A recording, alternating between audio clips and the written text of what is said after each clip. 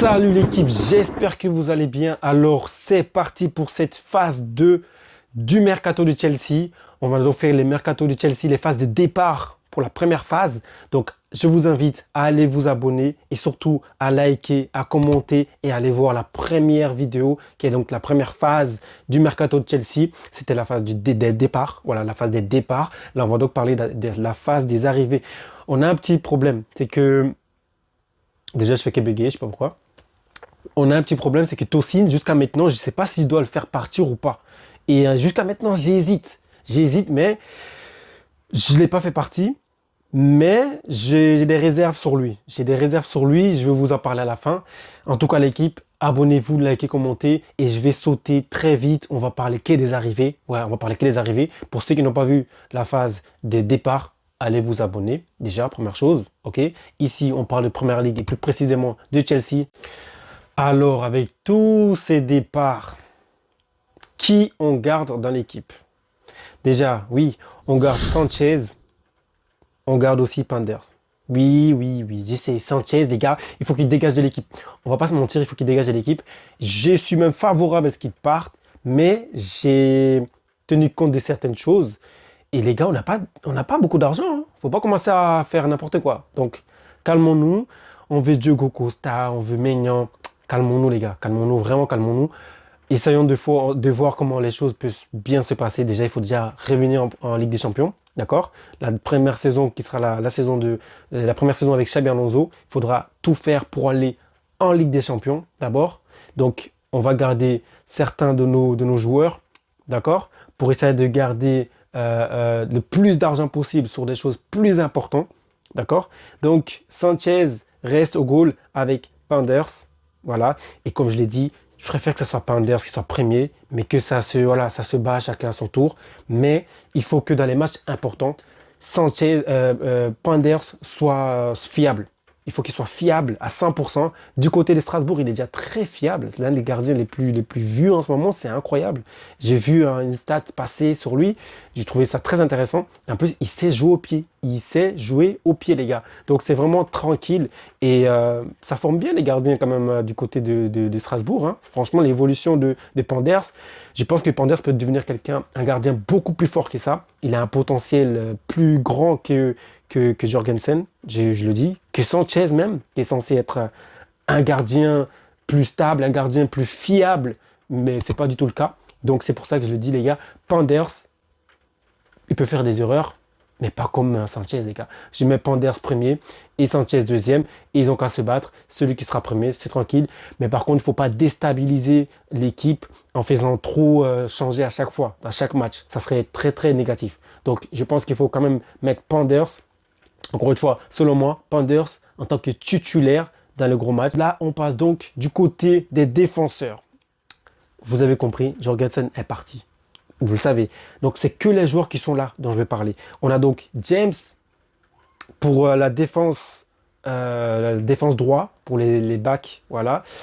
Et bien, je mets James et Gusto. James et Gusto, je garde Gusto. Oui, je garde Gusto. Encore une fois, c'est la même chose, les gars. On n'a pas d'argent. Arrêtez de faire le mal. On n'a pas d'argent. Arrêtez de faire, oui, on va acheter là-bas, on va acheter là-bas. On va parler d'ailleurs de Gusto. Mais calmons-nous sur une chose, les gars. On n'a pas d'argent. Arrêtez, on n'a pas d'argent. Donc, vu qu'on n'a pas d'argent, je garde Gusto. Et je trouve que Gusto, il peut jouer piston, là, les gars. Je pense que Gusto peut jouer piston. Je pense qu'il a les capacités pour jouer piston. C'est un joueur qui sait tirer au but, les gars. Il sait tirer au but, il sait marquer. Il n'a pas peur de monter. Il n'a pas peur non plus de dribbler. Il peut faire ce rôle de piston et il a le coffre pour revenir. Donc je le garde. Je garde Gusto. Par contre, il faut qu'il soit beaucoup plus fiable parce que sa saison, elle était un peu étrange à l'image de beaucoup de joueurs, à l'image de Fofana, sauf que lui, c'est un autre cas. Fofana, c'est beaucoup plus négatif. Trop de blessures et il revient, il est pas incroyable et tout. Gusto, j'ai confiance en Gusto, mais je le garde, je le regarde. Hein. Je le regarde parce qu'on a quand même des joueurs qui sont partis et s'il était parti, on aurait pu avoir beaucoup d'argent. Donc j'ai sacrifié quelque chose, les gars. J'ai sacrifié quelque chose. Donc on va pas faire de l'argent sur lui. Donc il va rester. Je compte sur lui. Donc Gusto reste. Reece James, ça reste. Je ne vais pas parler pendant 100 ans. Capitaine, valeur sûre. En plus, on va jouer On va sûrement jouer en piston, les gars. Donc, ce qui veut dire qu'on aura un 3-4-3. Ça sera incroyable. J'ai hâte de voir ça, les gars. Ce qui veut dire qu'on aura on aura sûrement James piston. Voilà, ça fait très longtemps qu'on n'a pas vu James piston début rôle et j'ai hâte de voir ça. Et donc, Gusto, James pour le back droit, la défense droit. Et on aura donc du Colwill pour la défense centrale gauche, les gauchers. On a Colwill qui reste clairement. Et j'espère qu'il ne va pas trop se blesser parce que là, il est revenu vers la fin de saison. Il avait beaucoup d'envie. On a senti ça. Et j'espère qu'il va garder cette énergie, voilà, cette force. Et on va voir pour la suite. On va voir pour la suite. J'ai hâte de le voir, comme je l'ai toujours dit. C'est un joueur qui pourrait être le capitaine de Chelsea dans les années à venir. J'ai confiance en lui et je veux qu'il soit dans cette équipe. Je veux qu'il reste dans cette équipe. J'ai fait partie de certains joueurs et je sais pourquoi. On va encore en parler parce que j'ai fait partie en Chepong en fait. Achimpong va partir, les gars. Oui, je le dis comme ça en vitesse. Achimpong part pour moi. Et vu que Achimpong part, avec une clause de rachat, les gars. Je suis pas bête, hein. Ouais, une clause de rachat sur Achimpong. Lui aussi, je pense que dans un autre monde, avec Colwill, il sera à la place de Colwill.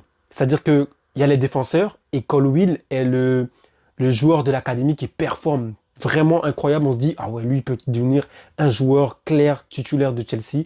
Eh ben, je pense que quand Colwill aura fait son temps et qu'il deviendra, pourquoi pas, un capitaine ou le capitaine de Chelsea, eh ben, ce sera donc Acheampong qui prendra la place de Colwill. Ce sera lui le Colwill d'aujourd'hui. Et je pense que Acheampong, il faut vraiment le tenir à l'œil, les gars, parce qu'en termes de talent, il est vraiment fiable. Il est fiable. C'est pas Tosin, c'est pas Badiachil, c'est pas Dissassi. Il est calme. Il est. Franchement, il est très fort. Il est très fort pour son âge en plus. Et il a une bonne évolution. Et je pense qu'il faudrait pas le prêter parce qu'il faut le vendre comme ça on a de l'argent. Mais on met une clause sur lui. Mais je vais arriver encore sur lui plus tard.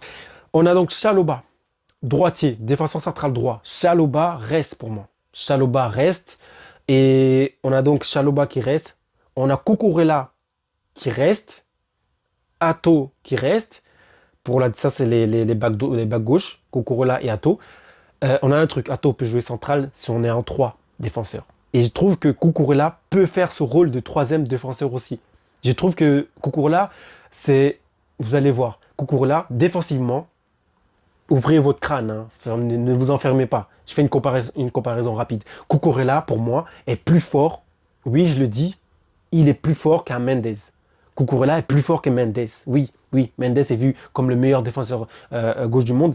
Pour moi, Cucurella est plus fort que Mendes défensivement. Défensivement, je trouve qu'il est plus fort que Mendes. Certes, cette saison, c'est pas du tout le cas. Voilà, c'est pas du tout le cas. Ce n'est pas assez vu. Mais dans sa meilleure saison, et dans la meilleure saison de Mendes, qui était l'année passée, la saison passée, eh ben, Cucurella était plus fort que Mendes défensivement. Je répète, défensivement.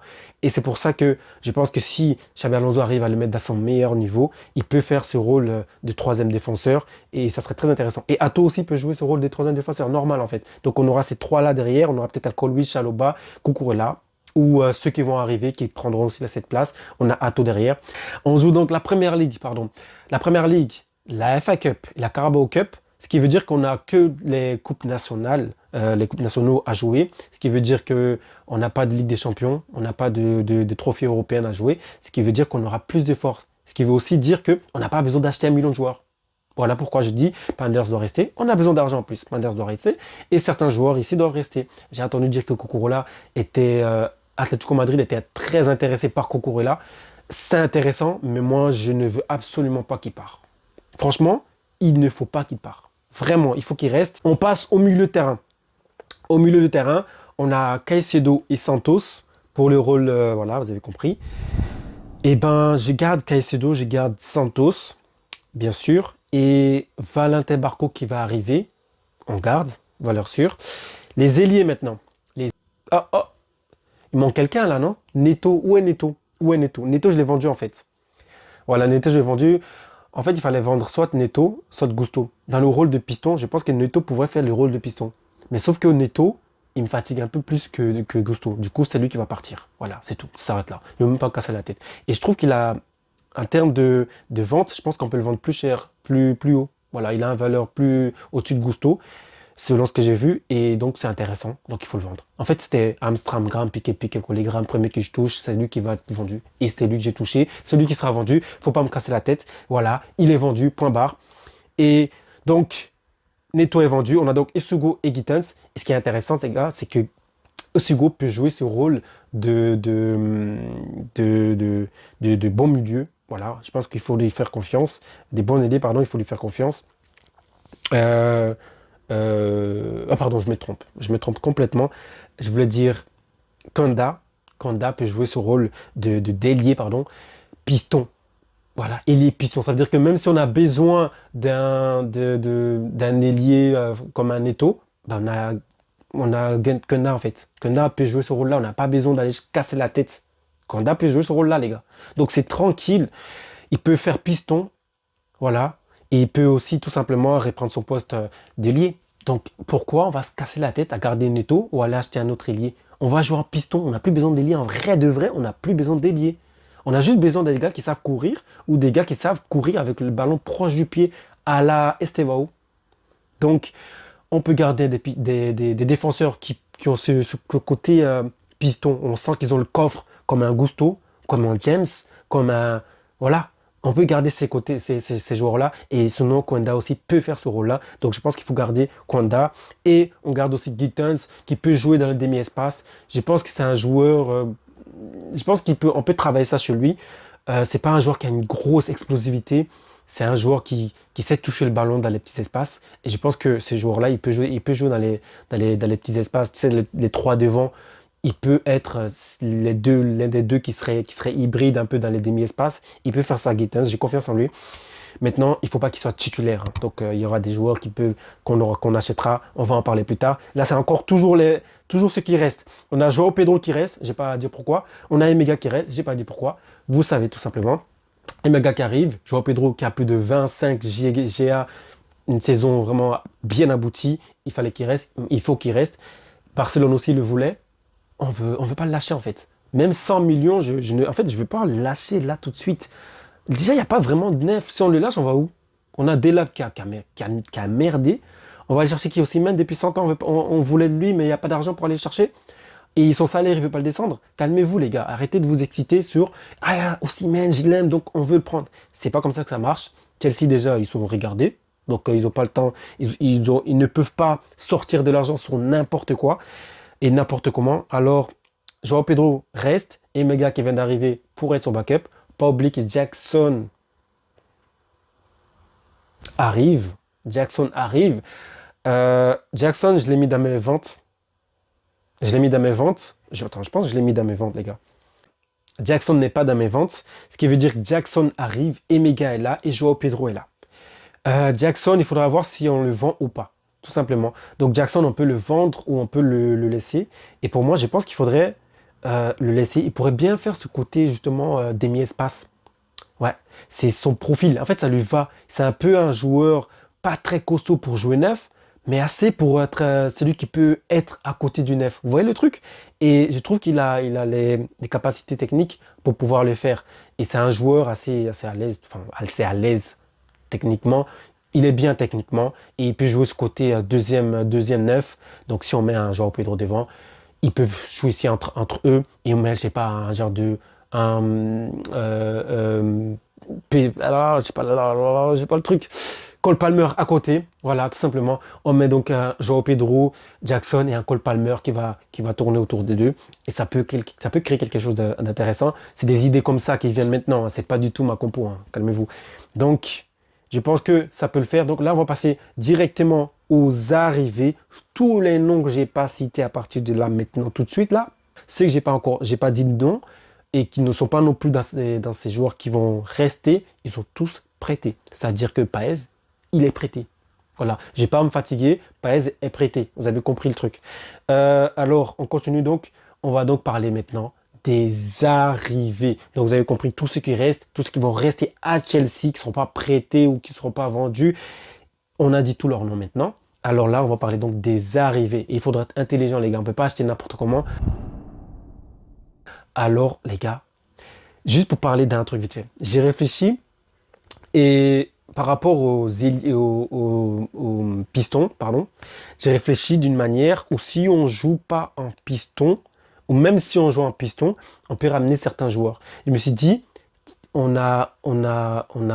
dire, Une centre de formation. Oh my god. un centre de formation, pardon, qui est Strasbourg. Pourquoi on va pas aller regarder là-bas? Pourquoi on va pas... Déjà, dans mon mercato d'avant, je voulais aller regarder là-bas. Et pourquoi on va pas aller regarder là-bas? Donc, je suis parti regarder là-bas. Il nous fallait des joueurs sur le fait que Xabi Alonso allait changer de style de jeu, de tactique. Ce qu'il fallait donc des joueurs qui puissent assumer cela. Donc, un milieu, déjà Barco qui est arrivé, un attaquant Emega qui est arrivé, donc les défenseurs. On est parti voir les défenseurs. Panders qui arrive, qui est du côté de gardien. Donc, on va voir les défenseurs. On a donc Moreira du côté gauche et Gueula du côté droit. Et quand on va voir ça, je me suis dit, ça peut être intéressant de prendre l'un des deux. Je sais que vous vous êtes dit ça. Certains d'entre vous qui sont intelligents, vous vous êtes dit ça. Sauf que je suis parti voir. Et je trouve déjà Gueula, il se blesse assez souvent. Désolé. Gueula se blesse assez souvent. Même si je l'aime beaucoup, je suis ivoirien, moi. Vous voyez ici. Mais il se blesse assez souvent. Donc, on va se calmer. On peut encore l'observer encore une saison. Et Diego Moreira, pardon. Par contre, lui, il peut faire clairement ce côté piston. Et il a le stamina. Il a beaucoup de rythme dans le jeu. Il a beaucoup comment dire, de vivacité dans son jeu. Beaucoup d'envie. J'ai vu des vidéos de ces joueurs. Et franchement, il est fort techniquement. Et même dans les petits espaces, il sait cavaler. Il sait cavaler. Il serait intéressant aussi de pourquoi pas sauter sur lui. Mais encore une fois, je ne suis même pas pressé. Je ne suis pas pressé. Donc là, c'est des idées comme ça. Donc on continue par le milieu de terrain. On va commencer par le milieu de terrain. On va commencer par des noms qui sont sortis comme des rumeurs, des envies de certains fans de Chelsea. Et d'ailleurs, moi aussi, j'en fais partie.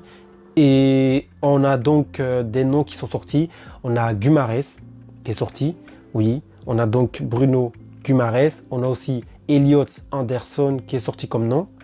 Donc je me suis dit, allons voir.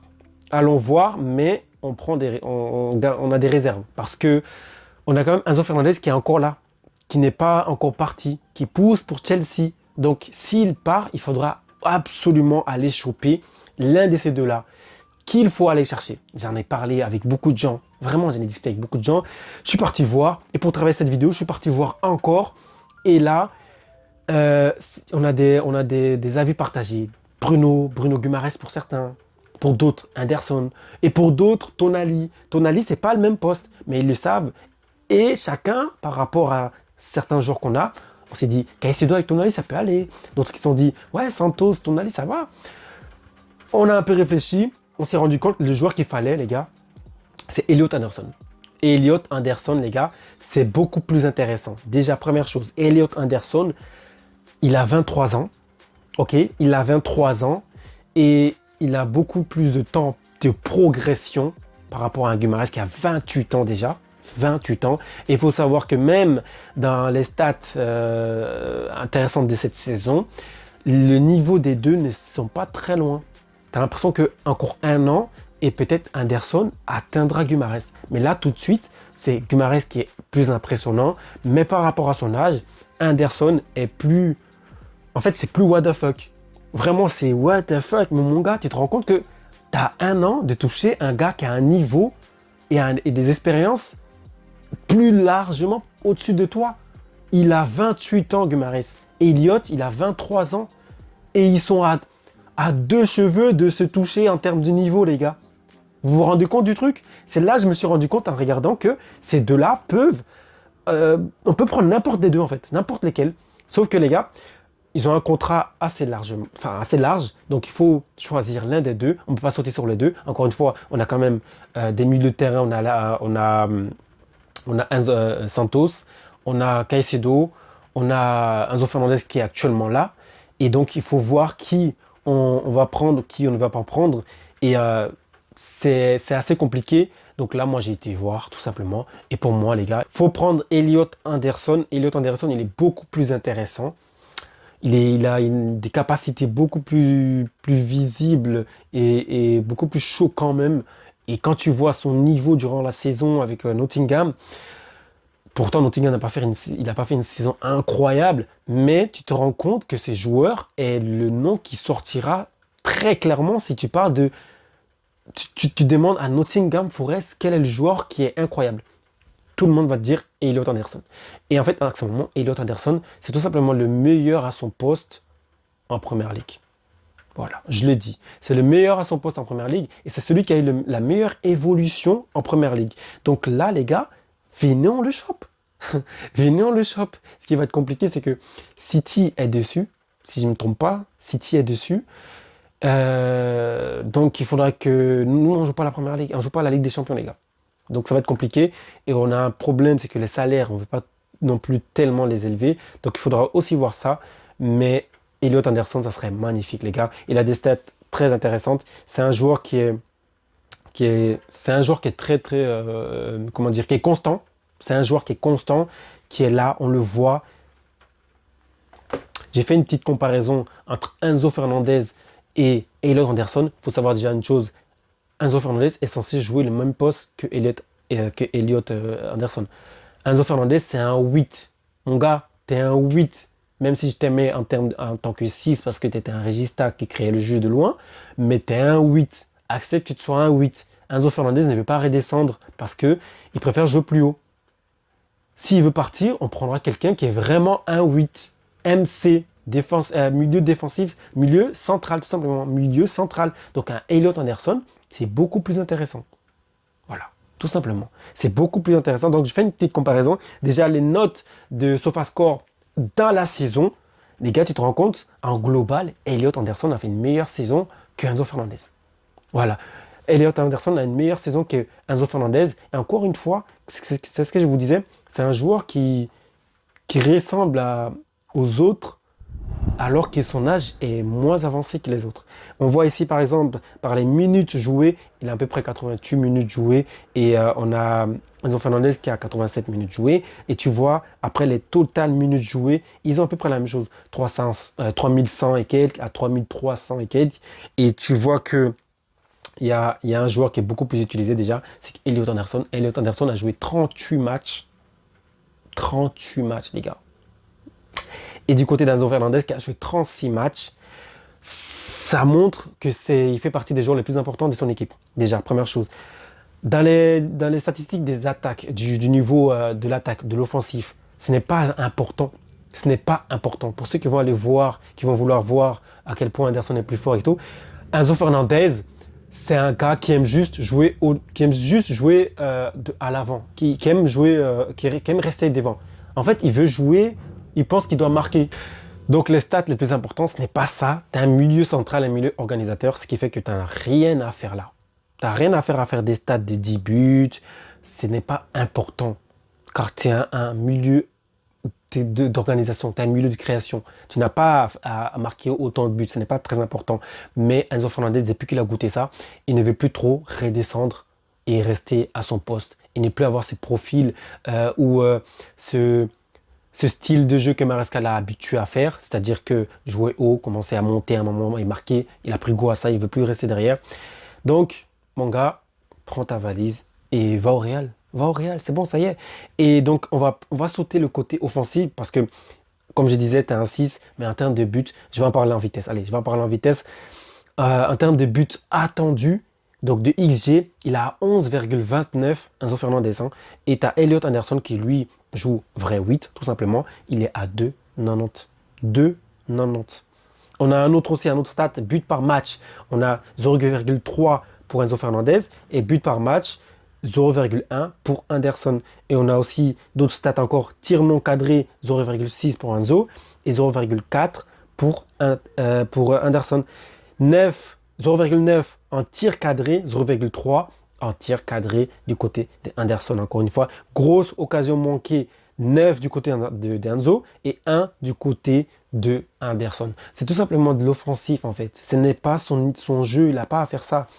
Et là, on va descendre dans les choses un peu plus intéressantes. Vu que c'est un poste de milieu créateur, on va parler des milieux créateurs. Donc passe décisive, 4-4.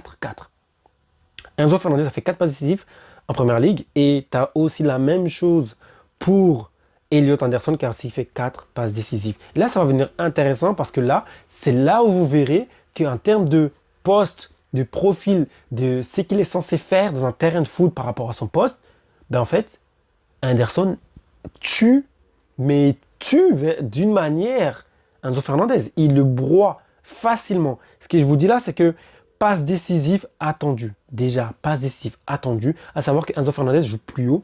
On attend donc à se dire qu'il doit, vu que c'est un gars qui monte souvent, eh ben, il est censé faire plus de passes décisives. En termes de XG, oui, il est à 7,25, mais pas quand tu vois ce qui se passe dans la réalité.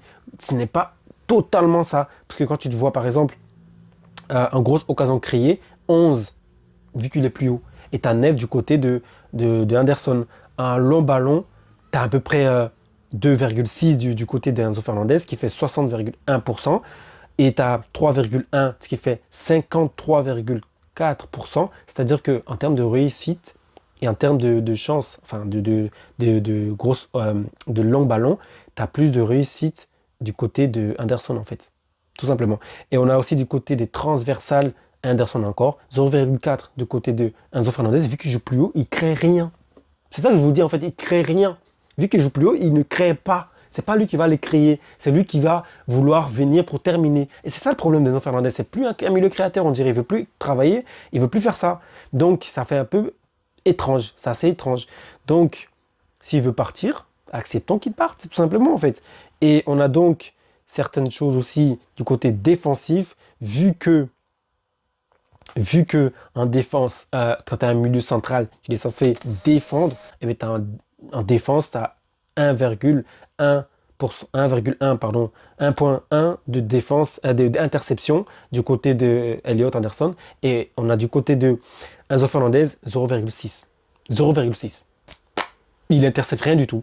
On a du côté des tacles 2,7 pour Anderson. On a du côté des tacles pour Enzo 1,5. Il joue plus haut, ce qui fait qu'il ne joue plus vraiment son rôle. Donc même si on le compare, en fait, ça sert à rien. En fait, Anderson le mange dans tout. Donc c'est tout simplement un joueur qui a un poste qu'il est censé jouer, mais ne veut plus le jouer. Du coup, ça ne sert à plus rien de le comparer même à ceux qui jouent à son poste. Parce qu'il ne veut plus jouer son poste. Et ça, c'est un problème. Alors qu'il va aller au Real, mais il croit qu'il va jouer quoi là? Il va jouer 10. Il est fou, lui. Déjà qu'à Bellingham, jamais il va bouger Bellingham. Voilà, donc c'est pour vous montrer certaines choses qui sont réelles, en fait.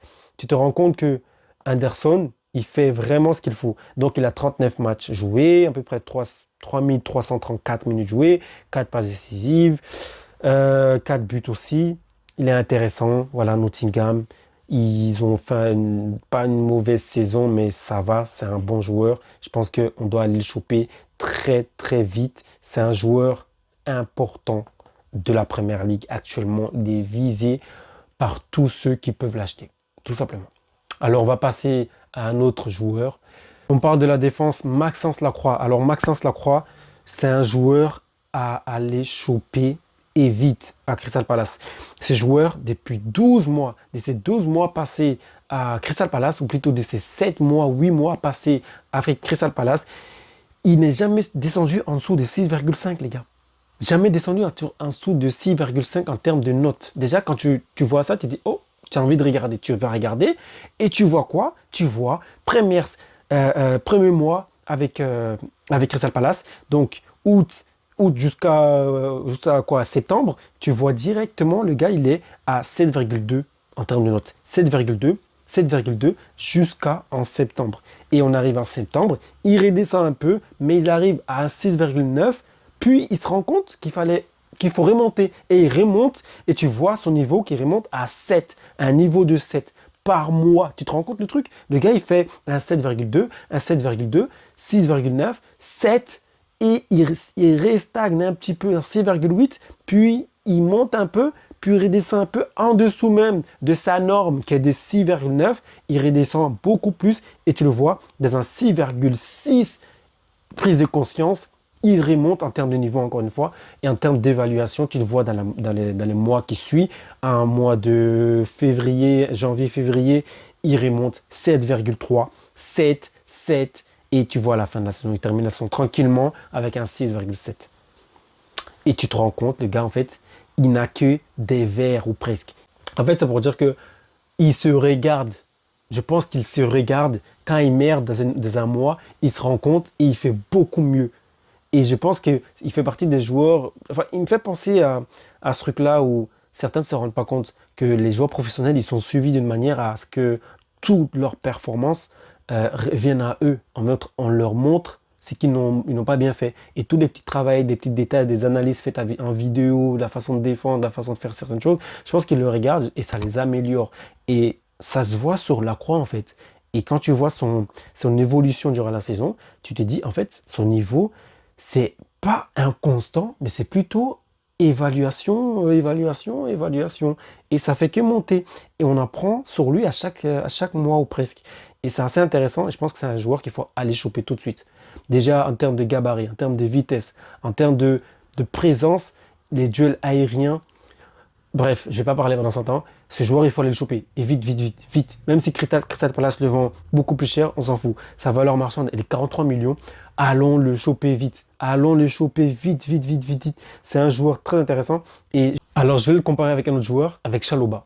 Voilà, tout simplement. Quand on demande aux fans de Chelsea, c'est qui notre meilleur défenseur, ça va soit Fofana, soit Chalobah. Et cette saison, je pense qu'on est beaucoup plus sur le fait que c'est Chalobah, que ce soit Chalobah.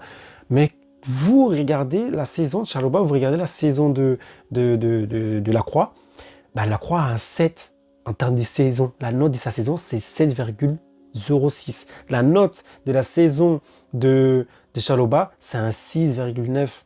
Ça se voit qu'il a voulu bien faire, mais que c'est pas ouf. Tu vois le truc? C'est assez comparable, mais il y a un qui joue des conférences League, par exemple. Il y a un qui joue pour aller gagner des conférences League. Il y en a un qui cherche à atteindre l'Europe sur même par la première ligue. Il y en a un qui va chercher l'Europe. Ce n'est pas le cas de Chelsea. Et quand ce n'est pas le cas de Chelsea, ce n'est pas le cas des joueurs. Et ça, tu le vois. Dans tous les niveaux, dans tous les départements, la Croix est au-dessus ou presque de Chalobah. C'est n'importe quoi, les gars. Mais c'est quoi ça? En une saison, quand tu dois regarder, tu te dis, ah ouais, en fait, eux, ils ont baissé leur niveau, en fait. Fofana aussi, la même chose. Il y a des comparaisons. Regardez ça, c'est pas possible. Ce n'est pas possible. Donc, tu vois ça, tu te dis, mais en fait, qu'est-ce qui se passe? Il faut savoir que même un Saliba, William Saliba, a un 7,2. Saliba a un 7,2. La Croix a un 7,6. La Croix a fait une meilleure saison que Saliba. Voilà, pour vous dire. Allons choper la Croix. C'est ce que je suis en train de vous dire en fait. Allons choper la Croix. Une comparaison, une triple comparaison. Maxence Lacroix, 7,06 en termes de note moyenne dans la saison. Chalobah, 6,94. Ok, en termes de toujours de niveau durant la saison.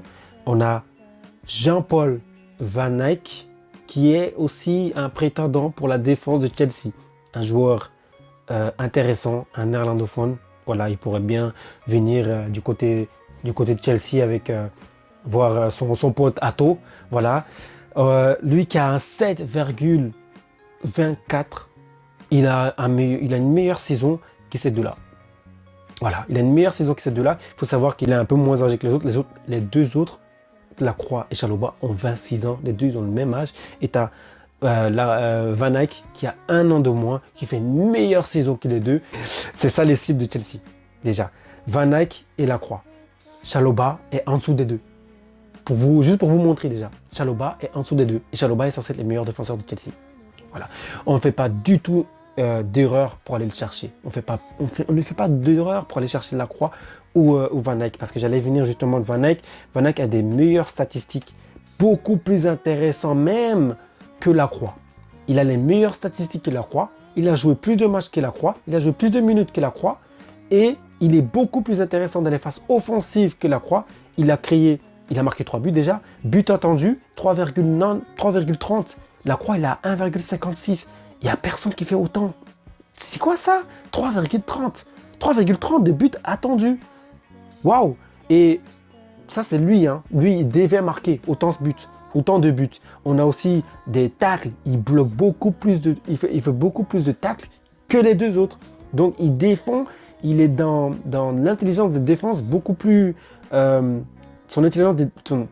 J'arrive pas à parler. Sa capacité de défense sur des aspects technique, il tacle bien, il tacle proprement et il tacle beaucoup plus que les autres. Donc, c'est quelqu'un qui se sacrifie beaucoup aussi. Donc, comme on voit, on a aussi les grosses occasions manquées. Il en a 3. Malheureusement, il devait marquer au minimum 3 occasions. Et il en a raté 3. Donc, les deux autres en ont 2. Donc, ça, c'est négatif. Par contre, en passe décisive, 3 passes décisives, il a fait de la saison. Van Eyck est meilleur, même offensivement. Dans les passes décisives par match, il est meilleur aussi. Il a 1,0, il a 0,1.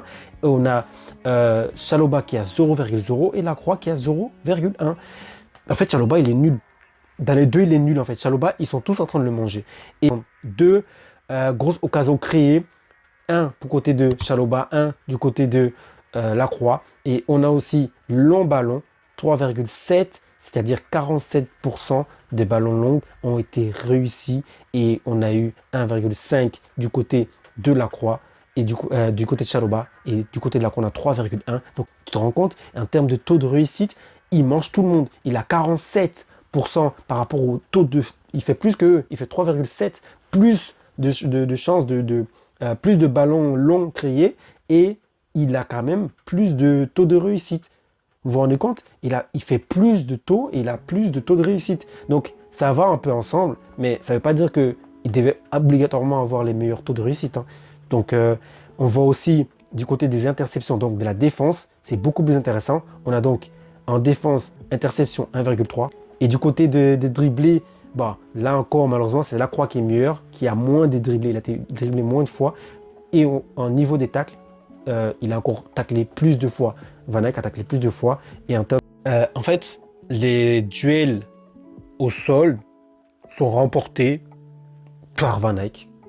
Voilà. Et puis par... je dirais que entre Chalobah et Lacroix, c'est égal. Mais en termes de taux de réussite, Lacroix au-dessus. En termes de duel aérien, Lacroix. En termes de duel aérien, Van Eyck mange tout le monde. En termes de duel au sol remporté, il mange tout le monde. En termes de duel aérien, il mange tout le monde. En termes de perte de balles, on a Lacroix qui perd beaucoup moins de ballons que Van Eyck. Van Eyck, il a 10,2. C'est le pire. Oh, il perd beaucoup de ballons. Et je pense que c'est parce qu'il est jeune, il est beaucoup plus jeune que les autres.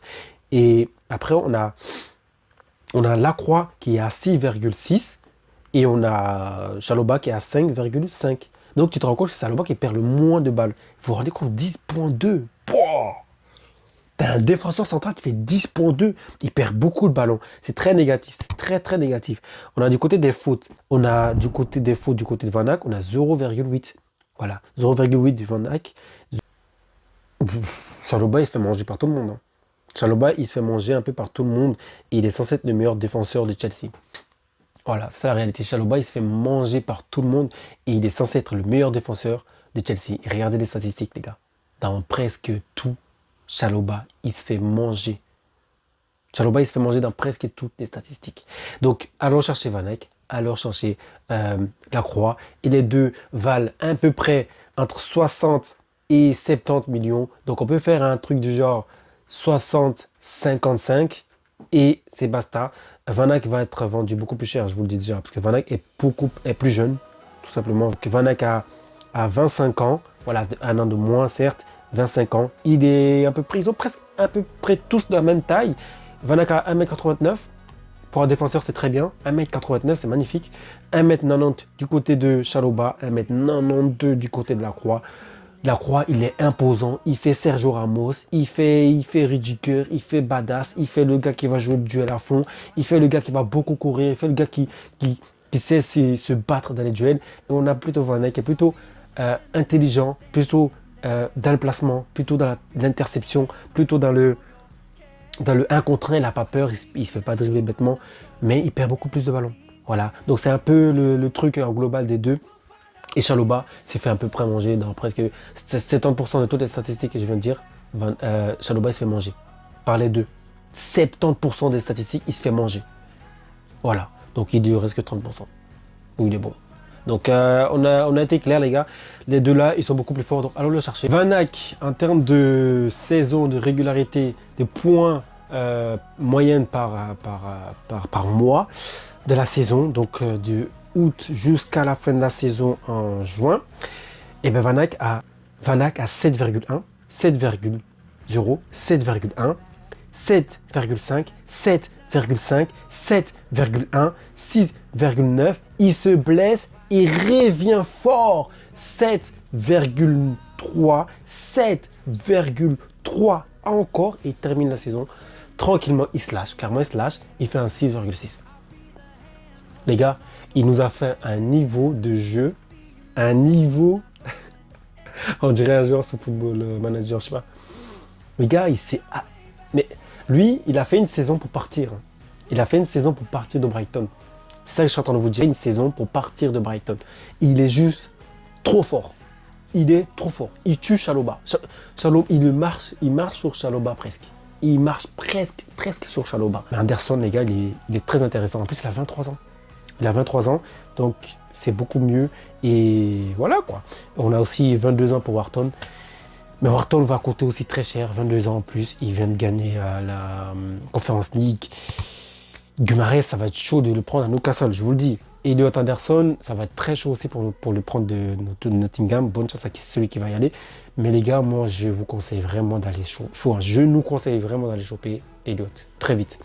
Les gars, abonnez-vous, likez, commentez et